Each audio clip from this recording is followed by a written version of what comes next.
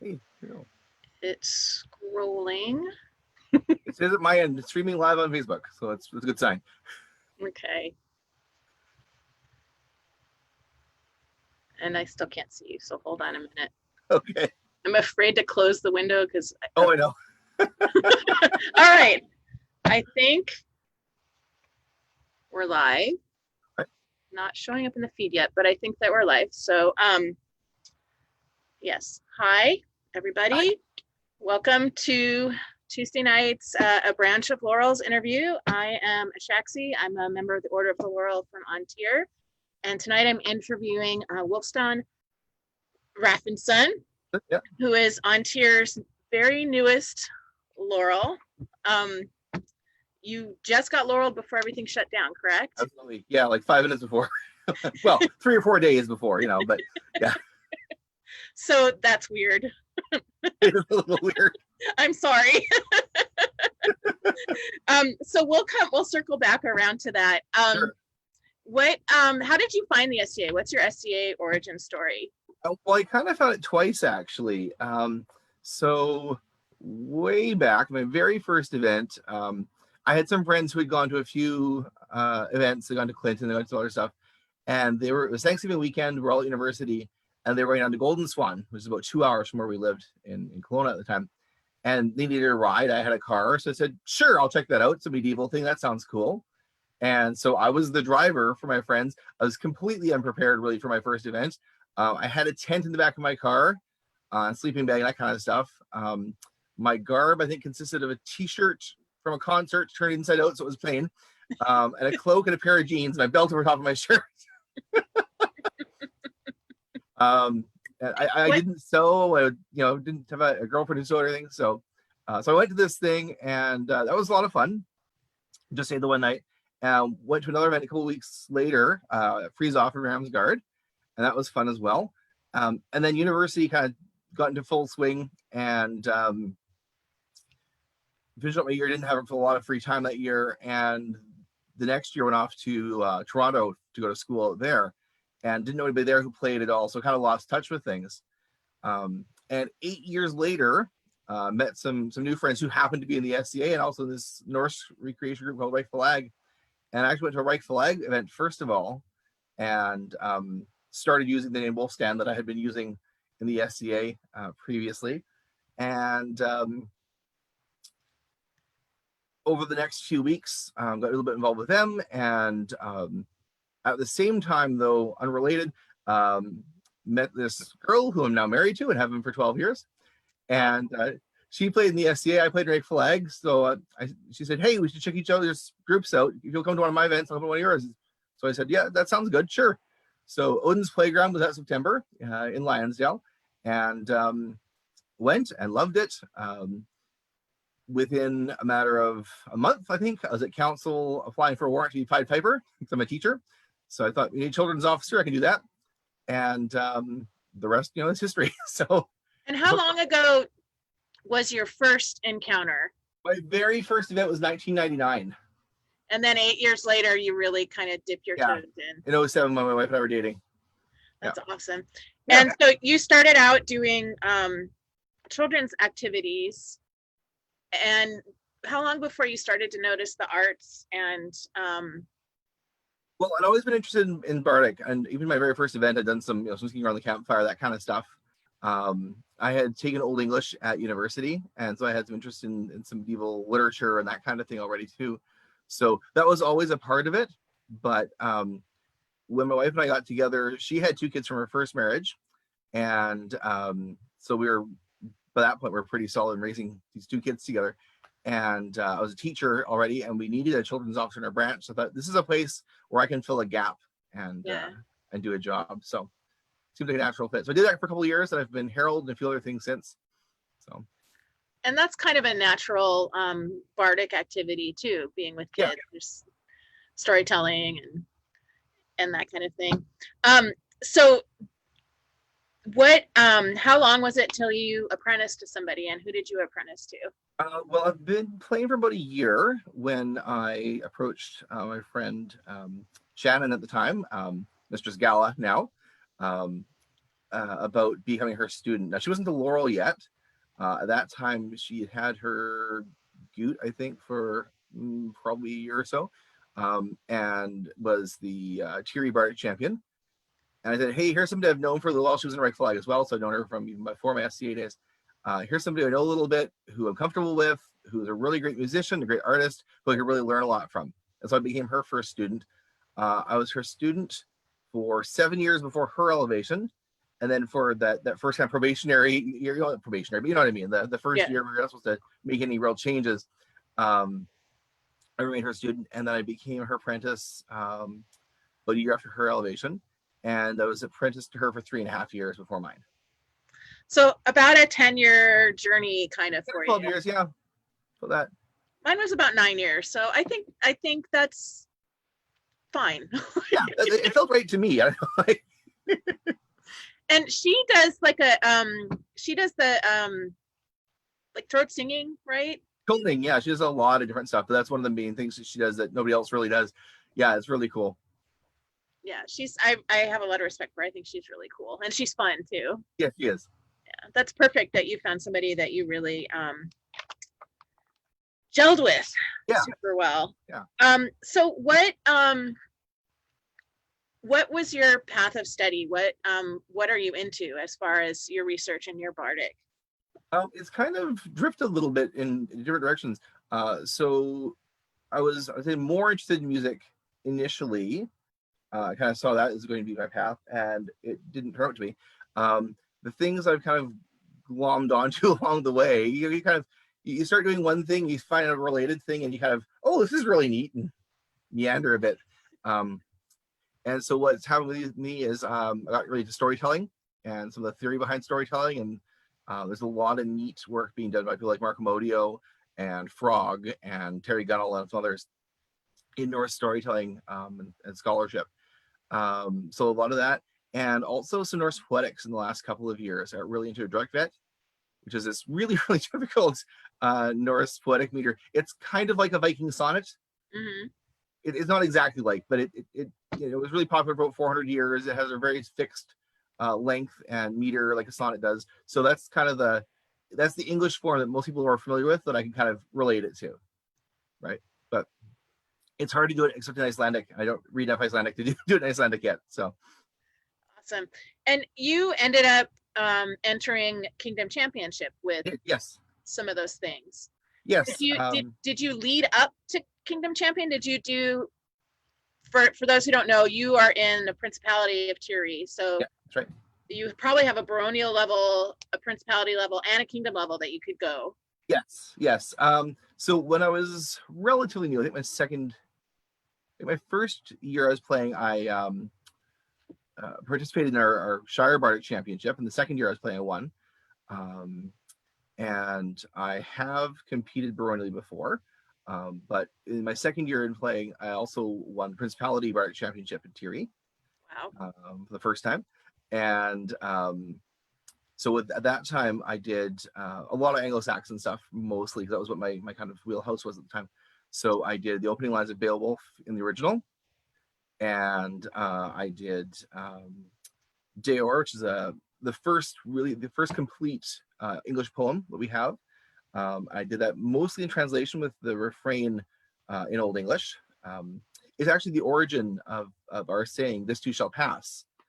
Because in Old English is and that's the refrain from Deor. He keeps coming back to that. He remembers back to people in Norse history who had and legend who had suffered great things and survived and thrived through them. He said, "Well, I'm having a hard time right now, but I will too." That's the theme of that poem. It seems like a good poem for now.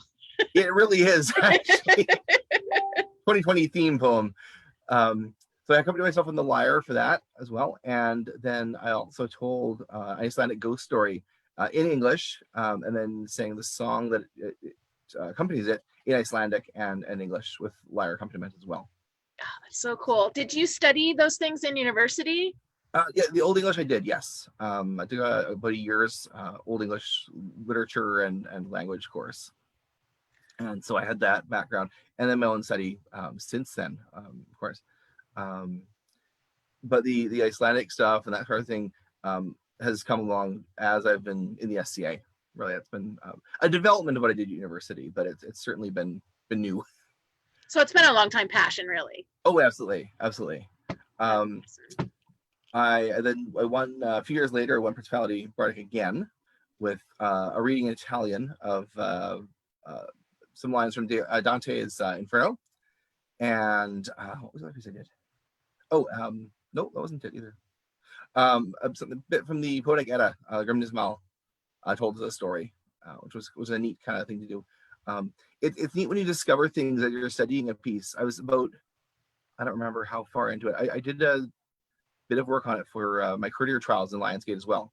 That same year, that was in the summer. Then Thierry A&S Bardic is in the fall, and I think I was almost at trials. So I've been working probably for 6 months, and so I realized this is a Cain and Abel story. These two brothers, one with an A name, one with a CG name, and same kind of role, and one being prized and one being turned away, and the whole same thing. So that was kind of neat. But for Kingdom Bardic, sorry, that's your question. Yeah, I did. I led a 5-voice consort in an Ave Maria for Parsons from the 1550s. And I did my direct vet piece, which was a composition piece. I wrote a 120, 140, that range, line drapa to the Storm Thrones. So it recites the lineage of the Storm Thrones, which is a Principality of Thrones of Tiri. So going through that lineage is part of the ceremonial of our investiture, and it's something that the Skald of Tiri, our Bardic champion, does at the end of the investiture ceremony. And so I picked up language from the beginning of the ceremony, and with kennings and Haiti and that sort of thing, in this Drukvet Drapa form, wrote out the whole lineage of the Storm Thrones at that time, which was 30 couples already at that point. So wow. It was a big undertaking. And my third piece was what I used on the Sunday morning as well, was the St. Crispin's Day speech from Henry V in original pronunciation. Wow. That blows my mind a little bit. Just watching those performances. It's so far out of my wheelhouse. I don't like competitions. I don't like public speaking or performing. And it's amazing to me. Yeah, thank you. And it was fun. Yeah. It is fun. I really enjoy it, actually. People don't know this, and I won't believe this, and so I'm going to say this now while we're recording. I actually have a lot of stage fright. I'm getting better, but being on stage, the prospect of being on stage is hugely uncomfortable for me. Being on stage is great. The leading up to it is very nerve-wracking.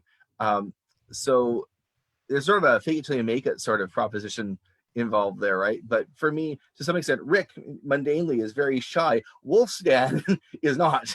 So I gotta just really step into my persona, and that helps a lot. And once I'm up there, it's a lot of fun, and that takes over, and that's okay. What was I going to ask you? So that's a year-long gig. Yeah. How was that for you? What did you put into being the champion? It was really phenomenal. I tried to travel as much as I could. We had some family situations happen that year, which prevented some of that traveling, but I still managed to do a bit. What I really wanted to do was be the face of arts and sciences for people, right? And because I think that's the champion's job. So one of the things I did was, it coincided nicely that it was the first year we did Athenaeum. So I went down, and I wasn't the Laurel yet, so it wasn't judging, as it were, giving feedback, but I certainly took the time to see as many displays as I could and talk to people, that sort of thing. I think the Moneyers Guild told me that now the champions get a little bag of coins that the Moneyers Guild gives them as tokens when they step up. I needed new ones by September Crown. So that's awesome. And the guild, the Master Aaron said that was probably the first person he'd had, or one of the few people he'd had anyway, who had given out so many they needed more. And he was like, "Oh no, here, have more, please." And those kinds of things are so important. I remember, like in my first 5 years of playing, the Costumers Guild gives out, I can't remember the name of it, which is really lame, but they give out this flower award for, I don't know the name of it. I know what you mean though, but I can't think of it just now either. But a Laurel that I respect very much gave me one at a Crown event, and I hadn't entered a contest or anything. I had just upped my game costuming wise, and she noticed, and just little tokens like that makes such a big difference. Absolutely. One that really stands out for me still a couple years later, there was a mom and daughter who had displayed jointly each of their work. And I actually gave a token coin to each of them because both of them were really good. Like, and I really wanted to encourage that. I think if I remember, they maybe hadn't played very long. I don't remember for sure. There were people I knew before. But the daughter certainly was like 11 or 12 and was doing pretty impressive work, and not just impressive for 12, but actually like, oh, that's not bad, kind of thing. So I really like especially encouraging younger people and new people and kids, because it means so much to them. And especially, you say, when you're new, those little things are like, wow, this is this huge deal. And it is really, And having kids can be really challenging in the SCA. Yes. And any little outside encouragement is fantastic. For sure. I mean, we both know that, raising kids in the SCA too, right? I mean, I've got 4, so. Yeah, that's a lot. I have half that. Our oldest has moved out now, but we still, we have 3 at home still. So. Wow, so that's a big spread. Yeah, he's 18. Our youngest, he will be 10 in September. So it's almost the same spread as I have. Mine is going to be 17 on Halloween, and then my little girl is 11. So. Oh, okay. Yeah, I knew they were on the same age as mine. Yeah. Yeah. Cool. So that's fun with lockdown. Yeah.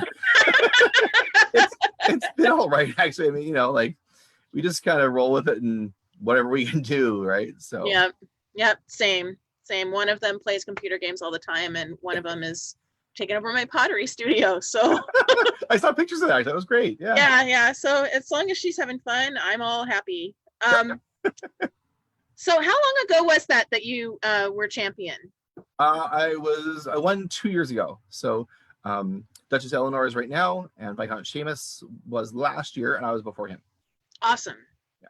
Awesome. A lot of people think that being Kingdom champion is like an immediate gateway into getting your Laurel. Oh yeah. And it can be really important and really pivotal, but it's not a given. No, so, for sure. Yeah. For sure. Yeah. So you were elevated in March. Yeah. When were you offered? About 2 minutes before. Oh, really? So yeah, it was a total surprise thing. Actually, it's a funny story. So we had gone down to Kingdom ANS because I feel also, as a past champion, I have a certain responsibility when I can to support that championship and help with judging or running the competition or whatever they need. And my Laurel is ANS minister, so I'm kind of on the hook anyway. So we gone down there, and a friend of mine, Kevin McGarvey from Lionsgate, was supposed to be heralding for their Highness, for their Majesties, actually. It was. And of course, it was just as COVID was starting to kind of get into the news and things were starting to happen in the Seattle area and whatever. People were a bit nervous. So he happened to have a cold. Honestly, good. It was just a cold, and he knew it was just a cold. But he said, "But I'll be heralding. My throat will get dry. I'll cough, and people will freak out." Yeah. So he said, "I'm going to stay home and not worry anybody." And he asked if I could help out with the heralding. So I said, "Yeah, sure, I can manage that." And so I heralded court that weekend. Right at the end of closing court, I knew there might be something. There was some kind of murmur about some other court business at the end that wasn't on the docket yet, but His Majesty had some words or something. So okay, that's fair. You roll with it when you're the herald, right? Yeah. So there's these wonderful books that their Majesties use with like index cards, and it keeps everything very organized. It's fantastic. It's the best system I've seen. And so we got into the end, and there's a little note: ask His Majesty if there's any other business. Okay, Your Majesty, we're at the end. Is there any other business before we close?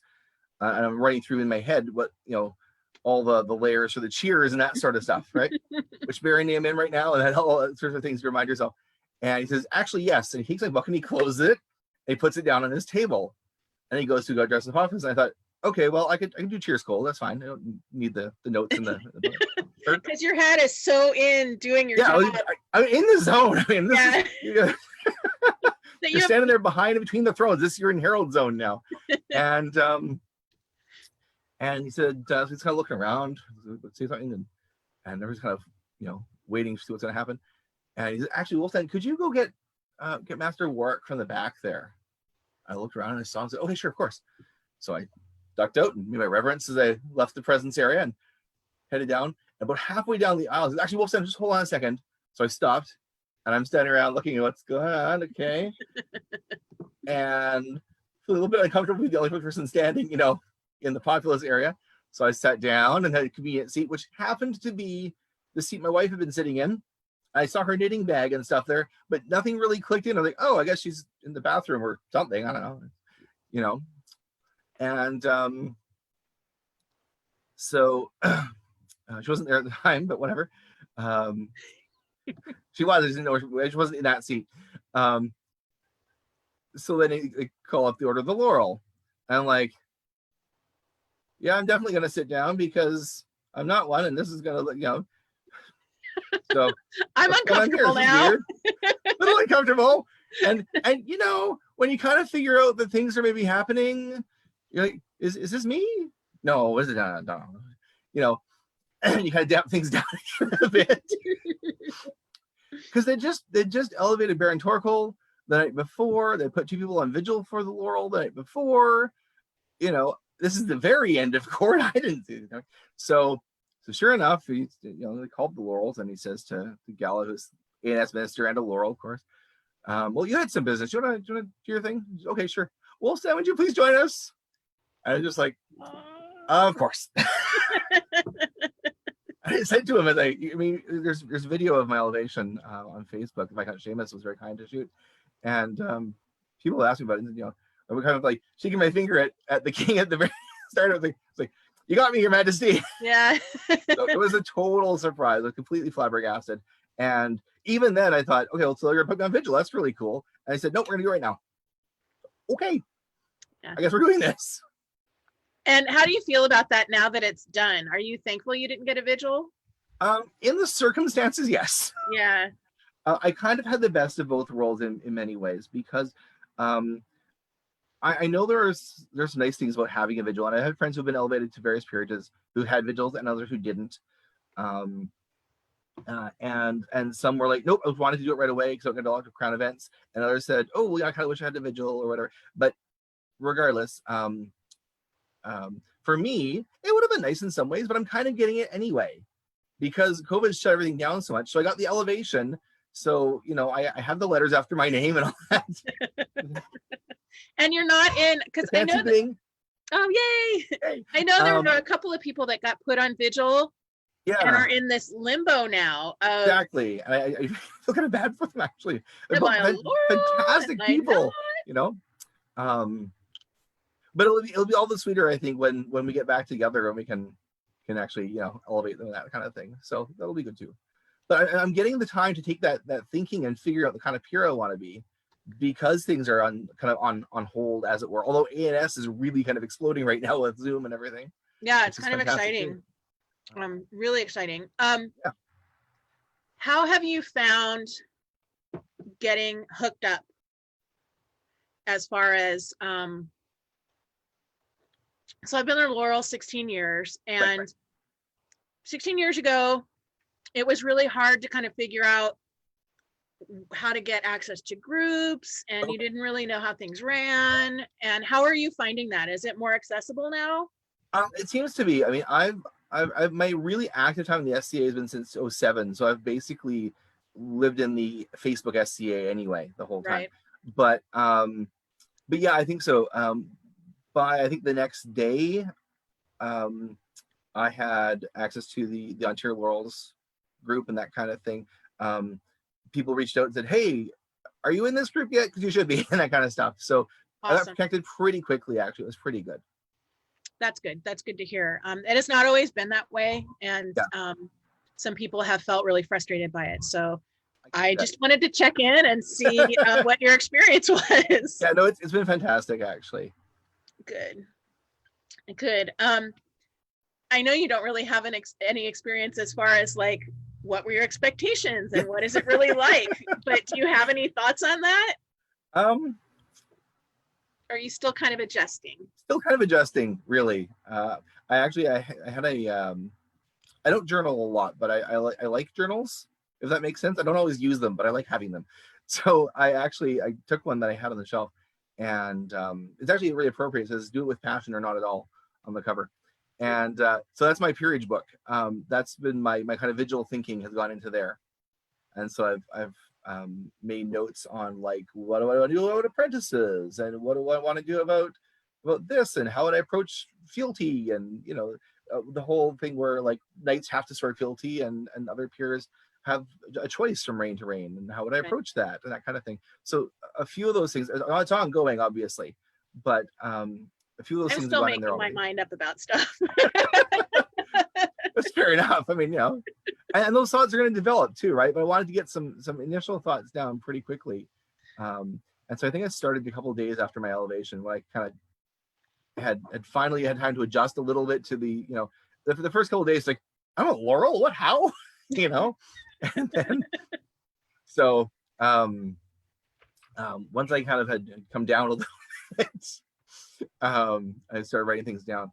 And my goal is, my intention is that down the road, when I have apprentices who are put on vigil or who are even elevated in a surprising fashion, that I'll have that book for them to go, here, read this.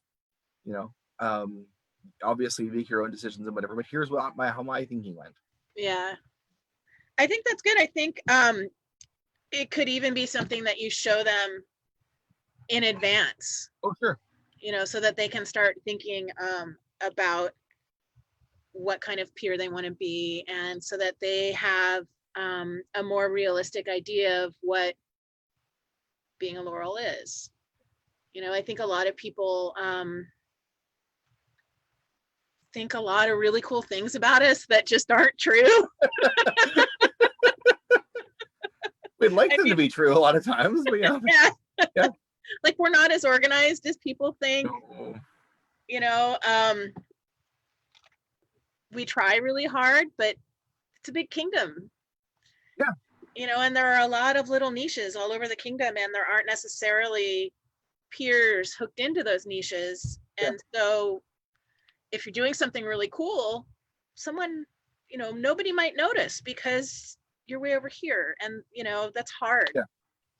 It's hard. So it's why it's important, people, to write recommendations, even if you're not a Laurel, especially if you're not a Laurel. If you think Yeah. someone is doing work that not necessarily is Laurel level work, but that is really cool, and maybe they need some support or some mentorship, write us a letter.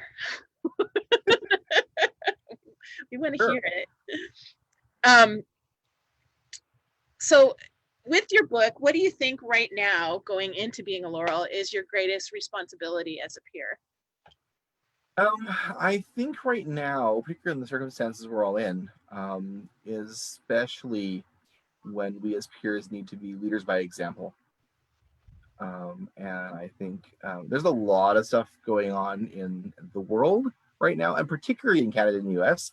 I mean, we don't always get ourselves out of that bubble, but things like Black Lives Matter, things like the Me Too movement, although they have global implications, of course, they are largely North American and European things, right? That's kind of where their homeland is, I guess. And it's in Canada and the US where a lot of these issues, the US especially, where a lot of these issues are being kind of wrestled out and sorted out. And I think that with all that's going on, and with how much of it is impacting the SCA right now too, and it's questions we need to be looking at and discussing and that sort of thing. And it's good that it's happening. But there's growing pains to that, right? And I think how we as peers handle that, even when we as peers disagree, as some do, about big things or about small things within those contexts, I think how we handle that is really important, and because there are people who are watching.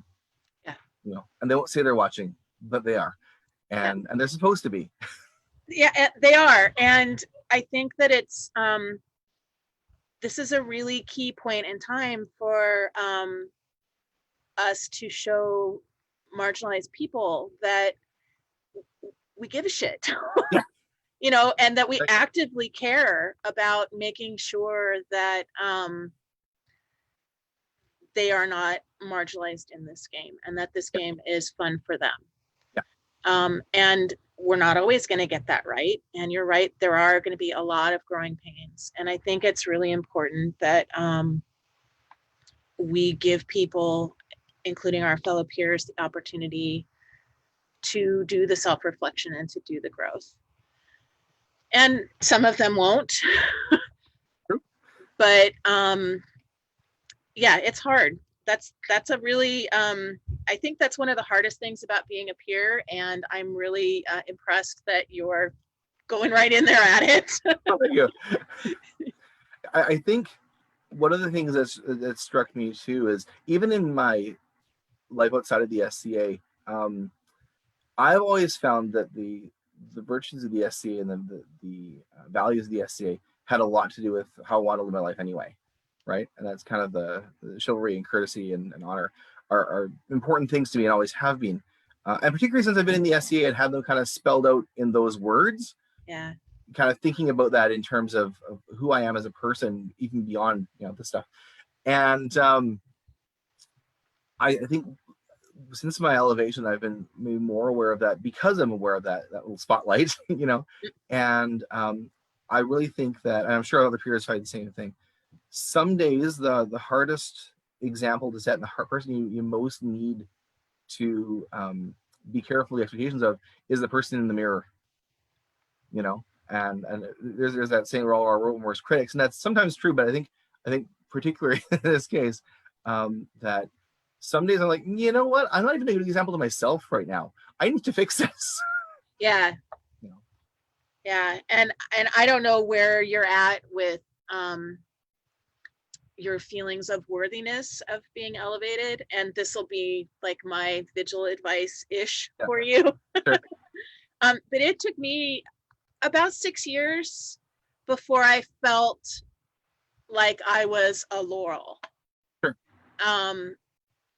And I'm not sure why, but that was my individual path that I had to take. Right. And even though, I mean, two of my favorite pieces of advice when I was Laurel was, you're being recognized for what you already are.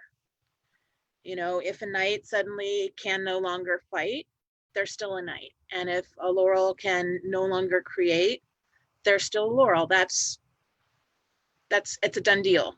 Yeah. And so you're recognized for what you already are. And then the other one was Duke Thorin told me go to meetings, which I haven't done a lot in the last couple of years. I was Kingdom Secretary for a while, and I needed to take a break, and so I did. Right. And I think that's important too, to give yourself space to do that self-reflection. I found out in the first probably 5 or 6 years that I was playing, there was a while my wife and I both were on retinues more or less back to back for 3 or 4 reigns in Tiri. I was a champion, she was a principality officer, and so we were going to everything. I think there was actually 1 year, I don't know if it was my first championship or my second in Tiri, but there was 1 year where by taking out membership between the NMS and the comps for being champions officer, we actually ended up saving money by being members, like to the tune of about $100 kind of thing over the course of the year. That was how much we evented, right? Is that probably 1 a month was a very light for us, and 2 and 3 a month was not uncommon in kind of in the summer and that's a lot. Yeah, and it was a lot, and we both pretty much burned out for a little bit and had to really dial it back, and then have been able to build up again our activity levels since then. And I think that what that taught me really was, and it taught both of us really, was moderation is really good. And recognizing those signs of I'm taking on too much, I need to dial this back a little bit before it becomes too much. So yeah, and balance. And balancing as a couple. Yeah, for sure. That can be, especially with kids, that can be really, really tough. Do you fight as well, or are you? I do a little bit, not as much as I should, but I do, yeah. Well, I mean, do what you love, right? Yeah, of course, yeah. There's no should. I would be in much better physical health if I fought more, put it that way. Mm. It's fantastic exercise and I really enjoy it. I just need to do it more. Awesome. So that's another thing added into the mix of, you know, balancing out family life and participation in the SCA. And now you have to go to meetings. Yep. Which is tough. Yeah. You know, so good luck with that. I don't know if I should give you advice or not. I don't know how dialed in you are with that kind of stuff. We have had times even in the last year or so where we've gone like, remember back 10 years ago, we went to an event and just kind of did our own thing, and I kind of missed that some days. Totally. Yeah, it feels like it's all like just checking in and scheduling. And my husband fights and is addicted to fighting. Okay. And he gets up in the morning and his mind just goes, and everything but fighting leaves him. And so I have the kids and the meals and everything because he's gone. Right. And it took us probably 6 or 7 years before we realized, oh, okay, I need to stop expecting him to be anything but off fighting. Right. Because he just isn't capable. It was setting us up for a lot of aggravation. For sure. Oh yeah, for sure. And it's not that he I mean, he's a great dad. Sure, of course. But if there's fighting going on, he's not there. Yeah. So yeah.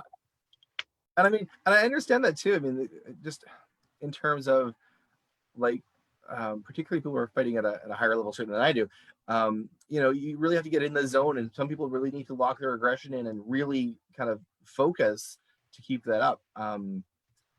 And some people can turn it on, turn it off, and that's great. And other people just need to kind of be there. So I don't think it's even that for him. I think it's just he needs his fix, and okay. Everything else just, it's like woo, and everything else just goes away. So anyway, I've outed my husband now. Sorry. Poor guy. So you are in a principality and the kingdom. Yeah. So there's all these different layers that, yes. Right? So talk to me about what your favorite principality tradition is, if you have one. I think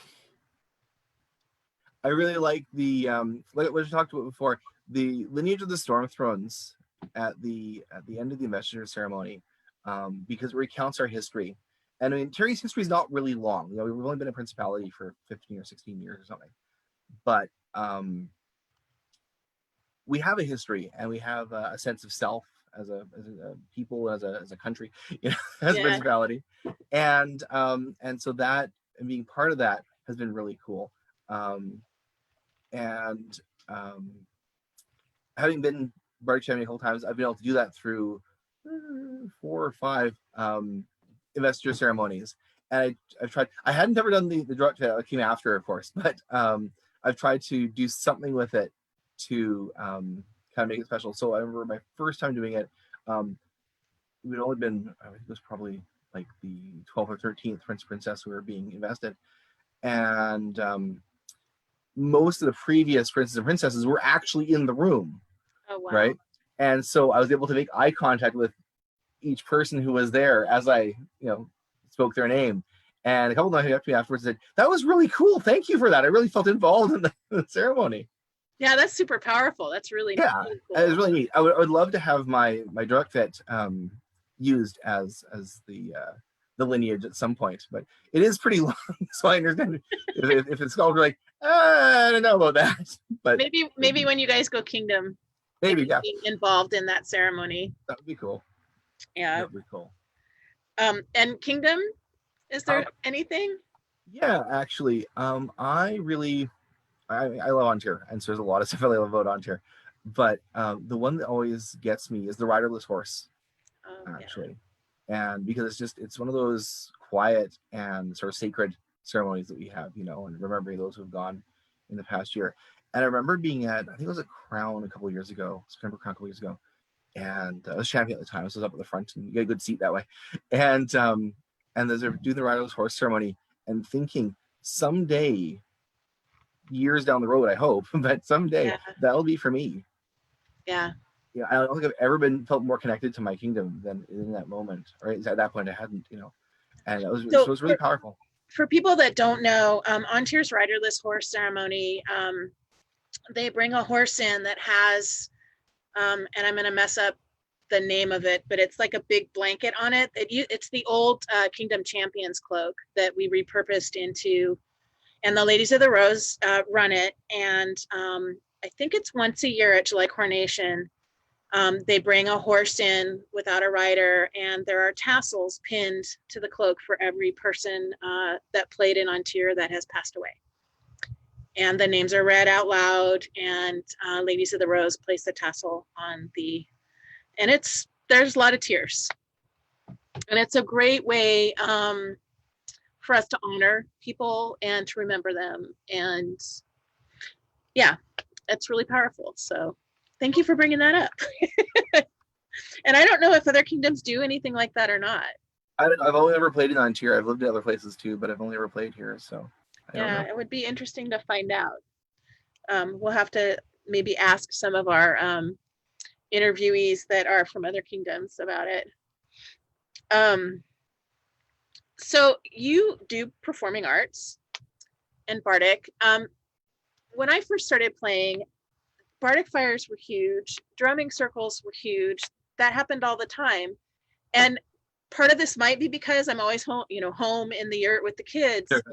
But I don't see a lot of that anymore. Yeah, it's not like it used to be. I think it's still certainly going on. I think it's still quite vibrant. It certainly can be. I think there's been a bit of a shift. Partially, I think because a lot of us have grown up and have kids now, and we're stuck in our own encampments. But certainly, I know we've had some good Bardic fires that I've been to in Thierry and other Ontier events as well. What I try to do is we pretty much always have a fire pit of some kind, either at our encampment or a nearby friend's encampment, and I'll try to get something going so there's something. And often it'll be people, if we're camping with friends and they've got kids as well, then you can stay fairly close to your kids and not feel like you're, across the encampment somewhere. Right. And still be involved in that, or at least hear it from your encampment and enjoy it, Yeah. But preferably be able to come right in and do that. So it still does go on. I really kind of, there's something about that I miss that in my very first couple of events, and I have friends who have played consistently since then who were our bards and who miss that too. I remember that when, and this wasn't my experience, but I knew it went on. When I was first playing, say in the late 90s, a bard could show up to an event with gate fee in their pocket and the garb on their back and have food and drink and a place to sleep and armor to fight in all weekend. Right, just for performing and for entertaining, So you attach yourself to some household or other on Friday nights and sing for your supper, as it were, and literally, and get yourself set up with essentially the patron through the weekend, and that is such a part of period Bardic and such a part of particularly in my own Norse and Anglo-Saxon cultures. It's what happened. That's how this worked. You'd show up at somebody's hall and you'd sing for him for a night or two and hope he'd keep you through the winter, that kind of stuff. So, and I think it's such a neat thing, and it can be a really good way to bring in and encourage people who are newer or people who are otherwise unattached. Because for those of us who do have families and have maybe an extended family, as you do, and good friends in the SCA, we have a place, and I think a single person going to the SCA today could have trouble finding a place unless they're really outgoing and that sort of thing. Personally, and it's funny because people could be great performers and actually be, like me, quite shy, but I think it would help to give people a sense of place and a sense of, hey, I have something to contribute here as well. I think that one of the outcomes, if this pandemic comes to a close at some point, Yeah. and it isn't just completely paradigm shifting, Right. I think that we're going to see a lot more openness and a lot more, I hope, a lot more of people reaching out outside of their little core. Yeah. Because, even people that I've known that have been playing for forever, maybe they've gone a couple of years and they come back and they don't feel like they have a place either, because Yeah. people get so locked into their thing. Right. Right. So I think that you're right. It's a big hole in what we do. And I'm told that some places still do that a lot. Apparently, Eldemir is still very, very strong in that kind of tradition, but we seem to have kind of moved away from that in Ontario. Yeah, I mean, we used to have the Dun Cow Inn, which was like a big giant blue tarp pavilion that people could come and kind of rent a room in and stay in. Yeah. And that was before my time, really, but I've heard lots of stories. Sure. Yeah. Right. And that was a big singing around the fire kind of group as well. Sea shanties. Yes, thinking. But still. Yeah. Anyway, yeah, I think that's a great way to showcase performing arts, is to kind of sponsor people. Yeah. And encourage people to do that. And I think, like your tokens that you had as champion, I think getting some personal tokens made up. Yeah. Actually, once we get our lamp working stuff set up, I'd like to make some beads to do that with. So awesome.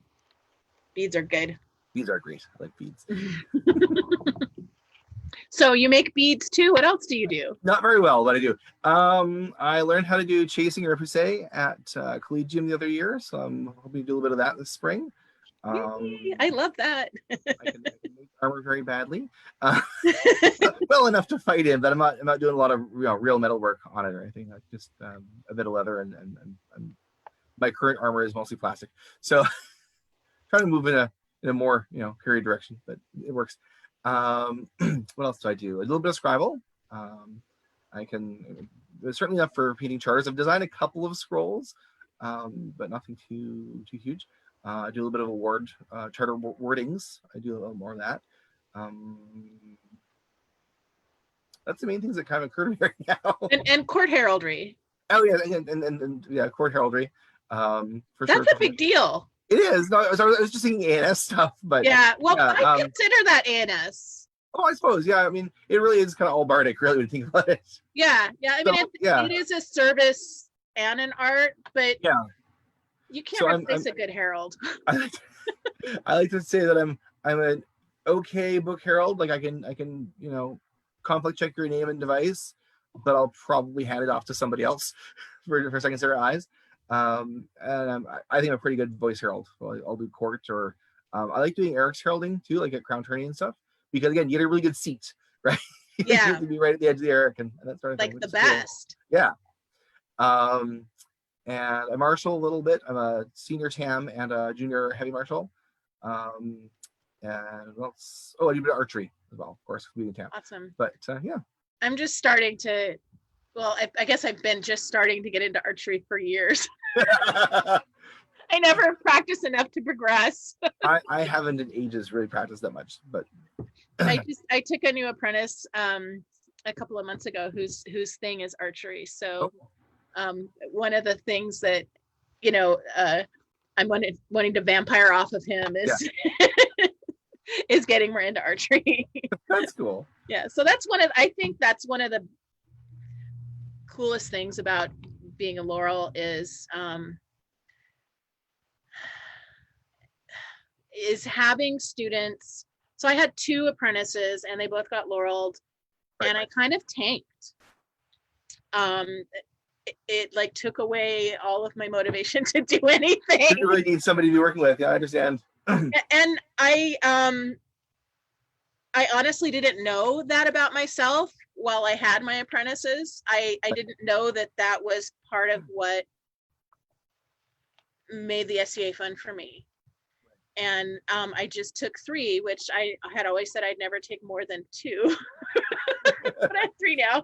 And I have a passion back. It's cool. totally life bringing. So that's something to think about, is what, because you always think about what you can do for people that you mentor. For sure. But it's so a two-way street. Oh, it is, absolutely. And I feel that way in my classroom in modern life too.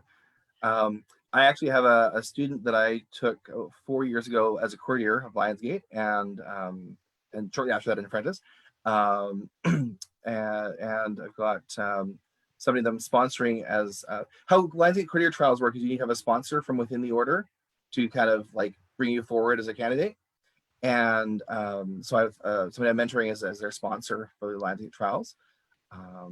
And then I have somebody who is sort of, we have an agreement in principle for her to become my student, put it that way. We had talked while I was champion, and she was just about to move out of Kingdom for school.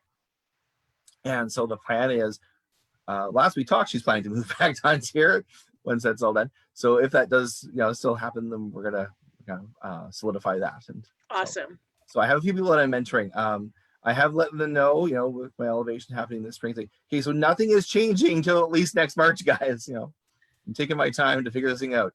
Well, and that's not a hard and fast rule. No, I know, but I think it's no bad thing for me to do that. And my Laurel did when she became a Laurel, even though I'd been her student for 7 years. Yeah. And I think it was the right thing for both of us then too. Good. Really give you a chance to kind of reevaluate things and make sure that getting your period doesn't make you go crazy and become like like the Mad Queen or something. Right. I was imagining the Galadriel character in Lord of the Rings when but I can't remember the lines, so I was going to do it. I can't remember. Never mind. It's all good. Fail. So that's exciting that you have some mentees already. Do you know? I think one of the most often asked questions for people who are thinking about apprenticing to someone is, do I ask them or do they ask me? Do I wait? What are your thoughts on that for yourself? I'm fine with both ways. So my official student and the lady whom I'm sponsoring as a courtier applicant both approached me. The one where we're figuring out when she gets back on here, I'll call her my student too. Anyway, I actually approached her about that because I'd seen some real potential in her and said, I want to be involved in this person's path. So awesome. So I'm good with both ways. When I became a student of my Laurel, I approached her about that, and so that was kind of my experience. But I know that people have approached potential students, proteges, apprentices, whatever, as well, and that works real well too. So for me, it's not a big deal either way. If it occurs to them first that, hey, I want to work with this person, then by all means they could approach me, and I'd consider that we'll talk and we'll have a conversation and kind of figure out how it's going to work. One of the things I do know is that, and I've done this with my students so far, is that I would have a year and a day's contract to start off with, and at the end of that, if we decide to go our separate ways, there's no harm, no foul. Right? It creates an out that anybody can go, this isn't really working for me, but I don't want to break a relationship necessarily. So you can leave on good terms. Yeah. You say, that was a good experience and we're going to go different directions now. So there is that opportunity to really get to know each other and see how it's going to work. And so before I even ever apprentice anybody, I want to be a student for a year and a day first. And then there'll be the process I'm working out about how that's, promotion kind of happens after that. But likewise, if I see somebody who I say, hey, this person is going places, I want to be involved in that, then I'm quite happy to approach them as well. Awesome.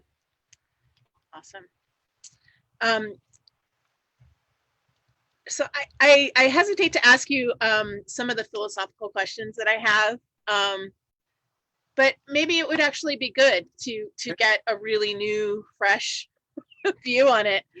What do you think the Laurels do really well as an order? I think we are really good at encouraging and identifying people who are involved and engaged in the arts and sciences. Certainly, until I became a Laurel, I didn't join the Ask the Laurels group on Facebook, for example, because it didn't make sense to me at that point. Because I knew enough Laurels who I could just go up and have a conversation with. It's like, well, if I need to ask a Laurel a question about how to be a Laurel, I'll just ask a Laurel rather than, you know. And I think certainly in my experience, people are fairly approachable. Yeah. And I mean, I realize there's the whole peer fear thing, but it was never quite a factor for me somehow.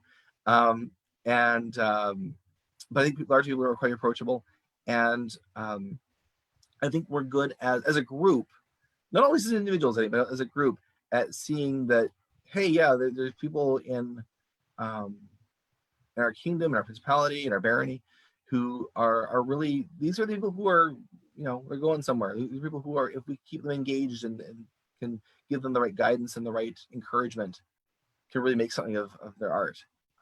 Will that mean becoming a Laurel or not isn't necessarily relevant, but these are artists who are worth fostering. And I think we're good at spotting that and at kind of collectively going, yeah, this is a person who's worth thinking of. That was one that kind of leaps out at me, really. As I say, it's early days yet. So. I know that one of the things that we do at our regional meetings is, you know, we have this long list of names from somebody made this really cool thingy that's pretty well researched, and we might want to keep an eye on them, right, to this person's doing Laurel level work. We have all these different tiers of candidates that we, right, talk about. And one of the things that we do now that we didn't do 16 years ago is we brainstorm mentoring people. So even if someone doesn't have a Laurel, we say, okay, well, they're at this point and, you know, they've got these couple of things that we think, you know, maybe could use some shoring up. Right. Who has access, who could naturally step into helping this person without it being like, why the hell are all these Laurels up on me right now? This is weird. So we do, I know some people think that like the Laurels are like just judging and like, well, you're not ready for our group yet. But we actively brainstorm how to mentor people and how to lift people up, because that's what we should be doing. Yeah. You know, we shouldn't be setting a bar and being like, well, you can't jump this high yet. Nope, go away. You know, it's come on, let's give you some spring, let's get you going. Yeah. So yeah, I think I agree with that. I think that we have become really much better at that, for sure. I know, certainly looking back in the 6 months to a year before my elevation, there were a number of Laurels, not that people who were coming out of the woodwork, or not that people were a surprise necessarily, you know, but people that I'd known a little bit for a while, who, looking back now, I'm like, oh, I think they made a point of talking to me at that event about that thing, you know. So, well, if they were that subtle that you didn't notice it until, you know, hindsight, that's awesome. Yeah. Because sometimes we are not subtle. No, it's true. Not everybody has the really good social skill. Well, and we're all big geeks, right? And it's, yes, we get where we are by geeking our artists in some ways. And so, you know, you get excited about your geek and you're geeking out with somebody else who's the same geek, and you know, it's really hard to kind of keep that in the box. Yeah. I've had a couple of people ask me about Scythian costuming via messenger during this whole thing, and I have the hardest time not just going, whoa, straight from the fire hose. I'm like, I'm sorry, is that too much? I should give you some space to think. Because you just get so excited, right? Oh yeah. So anyway, what do you think going into being a Laurel that you would like to influence and help us improve on? That's trickier because again, I haven't had an opportunity to be at a Laurel's meeting yet. I mean, there's been online discussion, of course, I've participated in that kind of thing, and I've been active in the Ask the Laurels, Ask the SCA Laurels, and the Circle, and those kinds of groups. But there's nothing that's really left out at me that no, it immediately exists or that we can do better. Yeah, really in a strong way yet. So I don't know yet. it'll come. Thank you. Because there's a lot. Fair enough. I mean, I love my people, but there's always room for improvement, right? Let's see. If there was one thing you could influence in your principality, what would it be? I think culturally, one thing, and this is kind of counter to the current thought in many ways, but one thing I would like to see happen in the SCA more widely, and I think developing it from my own barony and principalities way to do it, I would like to see us as people using titles more in a particular way. And I mean, there's been a whole discussion about use of master and mistress as titles and that sort of thing, and there's things to be said about that. But I think that when we use a title, it's about how we use it too. So, for example, I said in a couple of places now that if somebody has an issue with the term master and they want to call me companion Wulfstan or just hey you or in casual conversation, my name is plenty. Thank you. If it needs to be formal, Wulfstan Hrafsson, who's a member of the Order of the Laurel, or companion Wulfstan would work.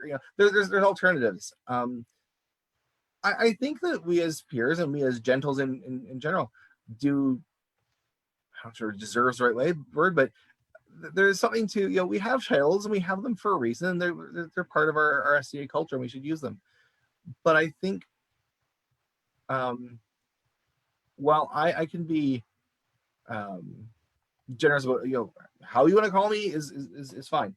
I think for my own part, I want to be able to call people by their titles and know what titles they use. So like my Laurel uses Laerthimother, for example, which is like learned mother or something like that. Oh, I love that. Yeah, it's neat, isn't it? Yeah. It makes it a bit of a mouthful to say her whole name. Yeah. Yeah, I looked at it. I was gonna say it, and I'm like, yeah, I had no. Yeah, it's Laerthimother Sigurdis Gala Eriksdotter. So. Wow. But I'm still trying to find a persona appropriate title that I really like. There's a bunch out there I could use. I'm trying to finding them and sifting through what do I like, what do I not, see how they feel, which is tricky without reading any events. But whatever. Yeah. I do research. But I think if we're using titles as a mark of respect and courtesy for others, so it's not about what people call me, it's so much as it's about me giving you as a peer, for example, the respect of your station, right? And I think it's a really good show of courtesy when we do that. Even people who are armorers who are played a year or two, and call them Lord so and so, because it does kind of build up that like, oh yeah, hey, I'm somebody, and it's certainly when I was a canoe champion and a couple of friends who'd always champion, they have every kind of little nod or whatever, and I just tickled every time. It was a great little pick me up. Yes, I am. Yes, I am. That's right. So I'm just a little bit Tinkerbell, I should say. I'm a bard. It's not surprising, probably. But I think when we do that, if we do it right, it really has the power to empower and build up rather than to tear down. And that's how it should be used. Yeah, I'm horrible about using titles. I have a hard time remembering to say your grace to people that I know that are royal peers. I'm really bad. And I'm really bad at that whole side of the game, of that formality and that, because I'm not a formal person. Sure. And for me, there is no persona in the SCA and person at home. It's all the same for me. And that was not why I ever got involved in the SCA in the first place. And I'm not saying you're wrong. I'm saying you're right. Because there is, I think, a demonstrated lack of respect on my part for that kind of thing. And it's not that I don't respect it, but I never verbalize that respect. I show my respect by sewing for royals and making regalia and giving a lot of my time to those things, and to people that are sitting the throne and to the Laurel's Council and that kind of thing. But I'm horrible about the verbal respect stuff. I find too those who are closest to me are the ones I'm the least likely to remember to give them their due. And I'm good friends with like viscounts and viscountesses and dukes and duchesses, and it's like I need to get better about that. Yeah. Like my master is a duchess and a Lion of Montier, and she will sometimes look at me and go, "You're great." And I'm like, "I'm sorry. I suck so bad at this." And I don't know if I would like to be able to grow out of that, but I don't know if I'm ever going to be that good. I think what it really struck me was observing actually a few royal peers. The one that springs to mind is actually Duke Owain. And when he and Duchess Wren were reigning together, he always referred to her as Her Majesty in front of anybody. And I knew them both really well, friends with their household, that kind of stuff. Yeah. But it was always Her Majesty, right? And so he always gave her that due and that honorific, which I thought was really, really cool. And since then, I've always referred to her as Her Grace, and so just the fact he did that, like, that's really cool. I like to be better about doing that myself. So my thing is not to say anybody else needs to get better. I think we could all do better to improve there, but I want to be better about it. And then as an example, kind of show that, so. I think that's totally worthy. And it's making me really think about it, because I'm pretty close with Wren, and when she was sitting, Your Majesty all the time, but I don't know that I've ever called her Her Grace, which is horrible. Well, and she flies so low profile so much of the time too, right? She's so comfortable about it. I remember doing a class with her. Actually, it was like a soapstone carving class at an event here in Thierry when she was queen the second time, and so we're in the class. When she walks in, we all stand up, of course, it's the queen. And she's like, "Oh, hi, I'm Edwin." Like, "Hello, Your Majesty." She's like, so great. So she's very gracious about it too, of course. But she's one of my all-time favorite queens. Yeah, pretty cool. I just love her huge. I'm gonna get teary because I just really love her. So do you have mentors now? Do you have people, Laurel, that you're going to look to kind of? Yeah. Well, I mean, my Laurel Gala is still somebody I consider a mentor. I'm really still pretty new at this, right? So it's convenient. She's also, because I'm Principality Arts and Sciences Minister, she's also my upline. So there's a lot of stuff there where she's the person I report to anyway. So that kind of has dovetailed nicely. But absolutely, I don't see that was ever going to change, really. I think I'll always kind of have her as one of the people I would go to for advice and thoughts and stuff. But not all Laurels, but Master Ray, as my Pelican in Ontario here, who also I go to for advice on things. And my wife actually is a really good person to bounce ideas off of and to seek advice from, because she has a way of getting to the heart of things and seeing particularly me in ways that I don't always, that I often don't, I would say. And so sometimes I'll say to her, I've been thinking of this. She's like, "Yep. Wonder when you realize that." What a fabulous touchstone. It really is. I was talking about a situation I had at school a number of years ago now.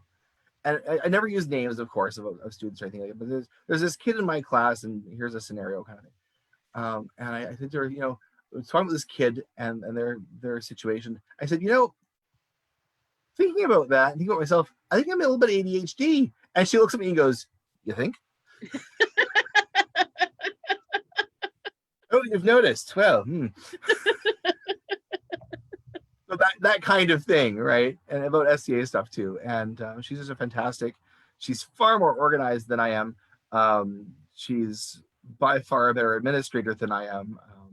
She's taking on a project here in Thierry right now, which is we're call for a lot of administration, but she's absolutely capable of. And I think actually she's a better officer in many ways than I am, because she's so organized and can like just order things and get things done so well.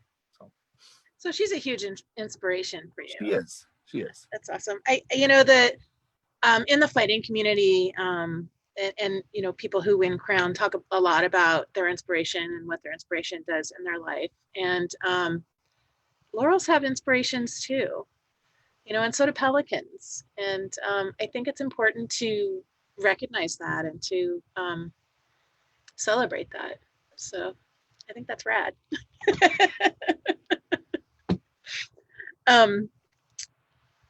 Let's see. Do you have anything else you want to talk about? Nothing in particular. Okay. Oh, you asked about regalia actually in your question list. I had a couple of things I wanted to show. Oh, yeah. What kind of regalia did you get when you got elevated? Well, this is my Laurel medallion. It's the only one I've got so far. You can kind of see it there, I think. So this was made for gala by Master Leaf at her elevation. So it's a repoussé piece, and she presented it to me at my elevation as well. So it's the only Laurel medallion I have so far. I've been looking at things online like, oh, that's pretty, that's nice, and that's too expensive. I'll think about it later. And I do plan to get lots because I like to, different ones for different garb and whatever. And then my intention is eventually this will go on to some future apprentice when they get elevated. Awesome. Right? Awesome. So that's been a thing. My other ones that I've brought, well, actually, first of all, what I will talk about that I don't have with me is my Lion's Heart medallion. And the reason I don't have it is that when Viscount Seamus stepped down as Arts and Sciences champion after a very successful championship, he was just a great champion for Frontier. He's a really elevated, actually. Cool guy. He is a really cool guy. Yeah, I like him a lot. And the year he was champion, we got to know each other a little bit better through his competing, and then that following year. I really, really value that I've been able to do that, and look forward to getting to know him better still as we're both Laurels now, and working together, that sort of thing. And so I was so impressed with how he had been as a champion that I decided I wanted him to have my medallion. So my Lion's Heart actually went to him. Oh, that's awesome. Those who don't know, the Honor of the Lion's Heart is the award that is given to Kingdom Champions. Well, actually, Kingdom ANS champions, because there's a different token for each championship for Kingdom Champions. And so it's Master Torkel made it, the one I had. So it's got like the Checky in the background, the lion on the front, and a heart-shaped medallion. And I'd seen these around on people for a few years. Torfin? Torfin, sorry, yes. Torfin, yeah. Torfin, that's right. And I'd seen these around, and I only figured out what they were about, I think, like the year before I became champion. So I was like, oh, that's really cool. They're really cool. He does great work. He does, yeah. I have a jam that he made as well. And just lovely medallions. And so that was probably the bit of bling I tended to wear most the year between my step down as champion and my elevation. The other ones that I have that I brought, and I thought I'd show these because they're probably not too familiar in most of Ontier. So this one right here, that's pretty. That is a Guardian of Thierry token. So that is the tokens that go to all past champions of Thierry. And these are actually the new ones. They're double-sided. Viscountess Yuhara makes these. Just lovely. So that's a lampwork bead. It is a lampwork bead. Yeah, she's amazing work. This is her mundane job as well. But she does fantastic work. They're very, very pretty. It's about an inch and a bit across. So they're pretty heavy, actually. Wow. So those are all the Guardians past champions. And occasionally you'll also see these ones, these square ones, which are the old ones. Oh, wow. So you see one of these on somebody, it means they were a champion of Thierry probably 10 years ago or so, because we actually ran out of these tokens at some point along the way. And I think 4 or 5 years ago now. And then these ones were ones Yahara made to replace those. So I actually have both. Once you become a guardian, you're a guardian. Period. It's an order. Right. I haven't had both because they reissued the older champions, or older past champions, with the new ones, and because I was serving as a champion twice, they made sure I had both beats. So yeah, those are kind of neat. And I thought that people in Ontario might see them on people from Ontario and not know what they were necessarily. So yeah, I wouldn't have recognized them, but I probably would have fondled the one that Yahara made because yes, they are lovely. That's really pretty. And again, this is my third of these because I've passed a couple of these along as well. And so my first one went to Master Keon of the Order of Defense, and then to Lady Juliana, who a past barter champion as well, and I think her ladyship Brynja in Lionsgate has my second one. Awesome, very cool. I love legacy items like that. Yeah. I got this really fancy Laurel medallion when I got Laurel that was made by Iden Thrisis, who doesn't really play in the SCA anymore. And it was from some gold that my mom had. Oh. And so it's I'm not wearing it. This is my second ever Laurel medallion that Zipster made me this month and sent to me. It was a surprise. And it's the second Laurel medallion I've ever had. Wow.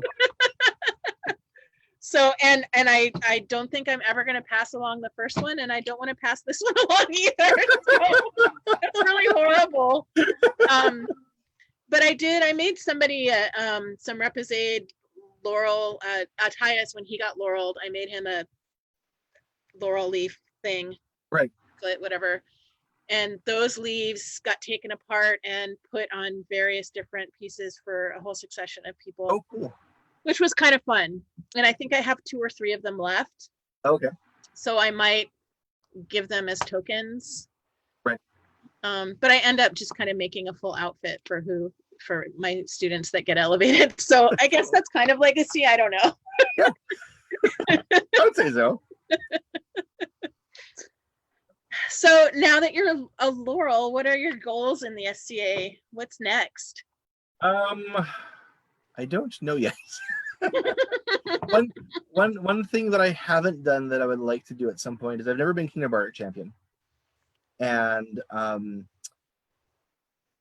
one of the neat things with Kingdom Championships is your name gets sewn inside the cloak. Yeah. Right.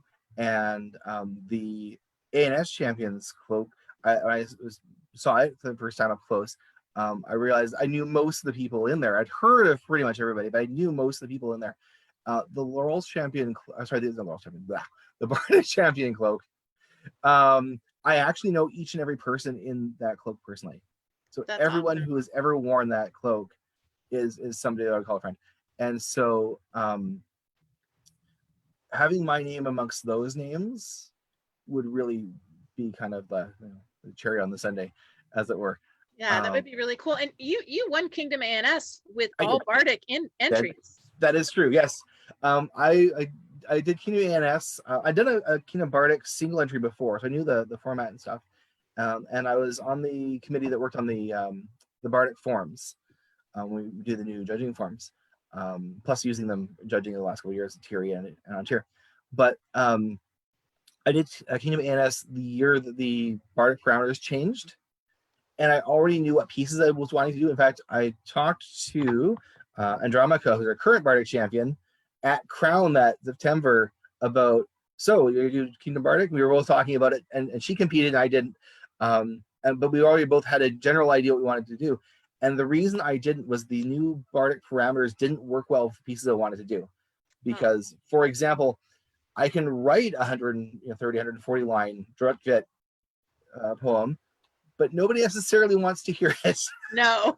As a performance piece. It's very, very long, and so 3 hours later. Yeah, but I wanted to do that anyway. I've been working with Drukvit at that point for probably most of a year already. And so I did a piece for Duke Steercar. It was a gift from Thane Iron when they were both reigning in Ontario and Tyria respectively. And that was kind of my first kind of delving into Drukvit. But so I done this big piece, but it wouldn't make a good performance piece. So that wasn't going to work. And even with the other things, the level of scholarship I wanted to do with even the song, and certainly with the Henry V piece, didn't really fit the bardic parameters anymore, you know. And so I said, okay, well, there's nothing stopping me from doing bardic pieces at ANS, Right. and taking a scholarly approach. So I'm going to do that. So that was why. I'm quite happy to compete at some point under the current bardic parameters, you know, but just not with those projects. And since I already had the projects I wanted to do pretty well lined up, I knew I wanted to do 2 of the 3 of them for sure. And then the third one kind of fell into place that fall. I said, you know what, I'm gonna hold off. I'm gonna go and see how this works. And it was at Collegium that year, and Gala won that year, as I said. And but I'm gonna enter at ANS rather than bardic. And so I did. And you won. I did. I won. It was a neat competition actually, because my runner-up, of course, was Lady Maud, whose full slate was research papers. And the old wisdom had been, you know, you don't win ANS with bardic, you don't win ANS with research papers. And the two, you know, going forward to Sunday morning were bardic and research papers. Well, and both, I mean, she's amazing. Phenomenal, yeah. You know, so they were both super strong entries. So that's awesome. Yeah. And it's been neat to see how much more bardic and research papers have been entered the last 2 ANS competitions as well. A lot of dance, for example, this last one, which was really cool. Oh, really? Yeah. There were 3 or 4 people doing dance entries. One of the finalists, I think, did dance for her whole thing. Wow. So, yeah. That's really cool. I've never seen, well, it's not my thing, so I wouldn't be asked to judge it, but I don't remember seeing dance in ANS competition on a kingdom level before. That's super There cool. were a few. It was really cool. It was really well done. I need to get out more.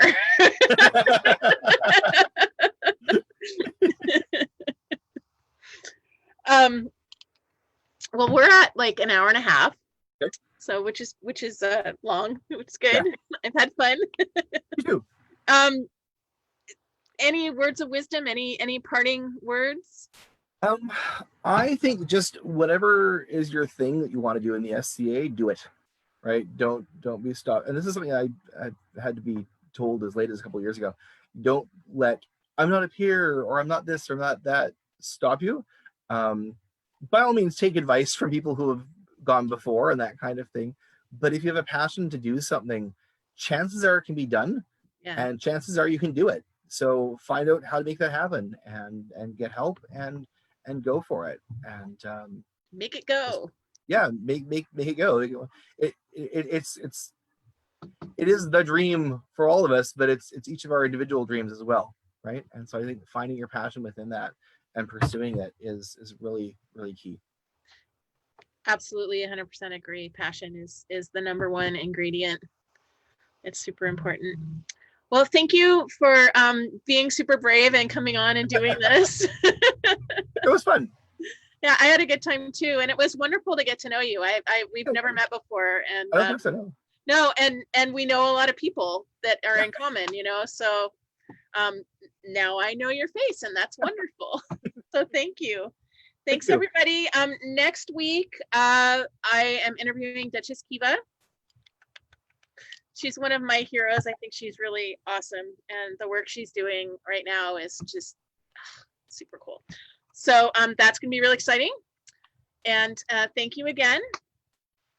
And we'll see everybody next week. Bye. Bye. It's gonna take me a second. There we go. Bye.